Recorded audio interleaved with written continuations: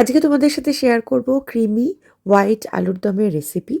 এখন তো শীতকালে নতুন আলু উঠেছে আর এটা খুবই টেস্টি এবং খুব সহজে বানানো যায়। প্রথমে আলুটা সিদ্ধ করে খোসা ছাড়িয়ে নিয়েছি। এই আলুগুলো কিন্তু ইংল্যান্ডের বাড়ির চাষের আলু। আমার একজন পরিচিত আর কি, আমার বেঙ্গলি অ্যাসোসিয়েশনেরই মেম্বার, তার বাড়িতে কিন্তু এই আলু চাষ হয়েছে এবং সে আমাকে দিয়েছে আর কি। আর আলুগুলো খোসা ছাড়িয়ে নেওয়ার পরে কাঁটা চামচ দিয়ে আমি এরকম ফুটো ফুটো করে নিচ্ছি যাতে গ্রেভিগুলো ভালো করে ঢুকে যায়। এবারে কড়া বসিয়ে নিয়েছি হিটেতে এবং গরম হয়ে গেছে। আর তারপরে অ্যাড করছি হচ্ছে সাদা তেল। তারপরে অ্যাড করব পেঁয়াজ। পেঁয়াজগুলো একটু ভালো করে ভাজা হয়ে যাক। পেঁয়াজটা অল্প ভাজা হয়ে গেছে, এবারে অ্যাড করছি হচ্ছে গোটা আদা, তারপরে রসুন আর হচ্ছে কাঁচা লঙ্কা। আর কাঁচা লঙ্কাটা যে যেরকম ঝাল খাবে সে সেরকমই আন্দাজে দেবে। আর এরপরে অ্যাড করছি হচ্ছে কাজু বাদাম আর কিশমিশ। কাজু বাদাম আর কিশমিশ এগুলো সব কিছু একটু ভালো করে ভেজে নেব। ভেজে নেওয়ার পরে এখানে অ্যাড করছি হচ্ছে একটু জল, গরম জল একদম।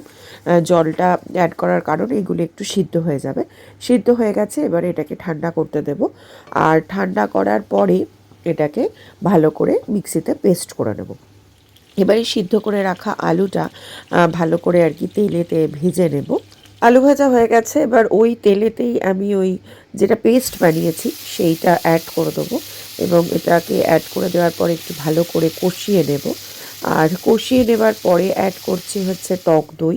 টক দই এখানে আমি অ্যাড করেছি, এটা আমি ন্যাচারাল টক দই ইউজ করেছি, গ্রিক ইয়োগার্ট নয়। 2.5 চামচ মতো টক দই অ্যাড করেছি। এরপর অ্যাড করছি হচ্ছে পেপার পাউডার মানে গোলমরিচ গুঁড়ো। তারপরে অ্যাড করছি হচ্ছে গরম মশলা। আর তারপরে অ্যাড করছি কাসুরি মেথি। এবারে এটাকে ভালো করে আমি কষিয়ে নেব। কষিয়ে নেওয়ার পরে একটু নুন অ্যাড করে দিয়েছি। নুন অ্যাড করে দেওয়ার পরে হচ্ছে গরম জল অ্যাড করে দেবো। এই যে দেখতে পাচ্ছ মশলাটা কষে গেছে এবং তেল ছেড়ে দিয়েছে। তেল ছেড়ে দেওয়া মানেই হচ্ছে মশলাটা ভালো করে কষে গেছে এবং অ্যাড করে দিচ্ছি জল। তারপরে অ্যাড করছি হচ্ছে ধনে পাতা কুচি। ধনে পাতা কুচির পর একটুখানি ক্রিম অ্যাড করছি, এই জন্যেই ক্রিমি আর কি আলুর দমটা। তারপরে এটাকে ভালো করে নেড়ে নেব। নেড়ে নেওয়ার পরে একটুখানি ফুটে যাবে।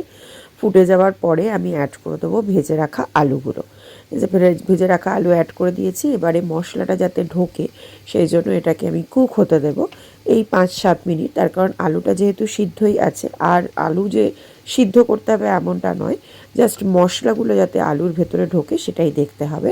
আলুটা ততক্ষণ ফুটুক, আমি আবার একটা কড়াতে একটুখানি সাদা তেল আর ঘি অ্যাড করেছি। তারপরে অ্যাড করছি হচ্ছে ছোটো এলাচ, লবঙ্গ আর সাদা জিরে। এটাকে ভালো করে আমি করে নেবো, নেড়ে নেব। ব্রাউনিশ হয়ে যাওয়ার পরে ওই তড়কাটা আমি এই গ্রেভিতে, দেখতেই পাচ্ছ গ্রেভিটা ফুটে গেছে, একটু কমে গেছে, এটা আমি অ্যাড করে দিচ্ছি। অ্যাড করে দেওয়া হয়ে গেছে, এবার একটুখানি নাড়িয়ে নেব। দেখতেই পাচ্ছ কি সুন্দর ক্রিমি এবং হোয়াইট আলুর দম রেডি হয়ে গেছে। এবারে গ্যাসটা অফ করে দেবো আর সুন্দর একটা ঘিয়ের গন্ধও আসছে। এই যে রেডি হয়ে গেছে। লুচি, পরোটা, ফ্রাইড রাইস সব কিছুর সাথেই বেশ গরম গরম খাওয়া যাবে। আর তোমাদের কেমন লাগলো রেসিপিটা অবশ্যই তোমরা কিন্তু কমেন্ট বক্সে জানিও। Bye bye.